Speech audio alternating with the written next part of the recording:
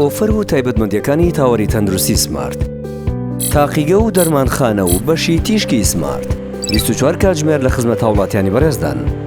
ئامێری PFT بەکاردێت بۆ دیاریکردنی توانای کارکردنی سیەکان. ئامێری دەگمەن و ناوازەی کوڵینگ هاب بەرهەمی کۆمپانیای پاکسمانی بەریتانی بەردەستە کە ڕێگری دەکات لە قژ هەڵوەرین بە ڕێژەی لە 160 بۆ 170 لە کاتی وەرگرتنی چارەسەری کیمیاییدا. ئامێری ناڤیگەیشن سیستەم لەلایەن دکتۆر سەیوان ئەسعەد کاکەڕەشەوە بەکاردێت کە هەڵەی نەشتەرگەریەکانی جومگە و ئەژنۆ کەم دەکاتەوە بۆ نزیکی 0. پسپۆڕی ژنان و مناڵبوون لە کاتژمێر 7 شەو بۆ 1 شەو جگە لە ڕۆژانی هەینی. تیمی خێزانی سمارت لە هەر جێگایەک پێویست بەکردەیەکی پزیشکی بوو بە خێرایی پەیوەندی بکە بەم تیمەوە.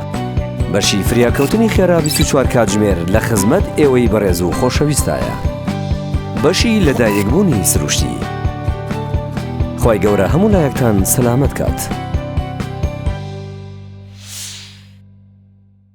سمارت وەرچەرخانە.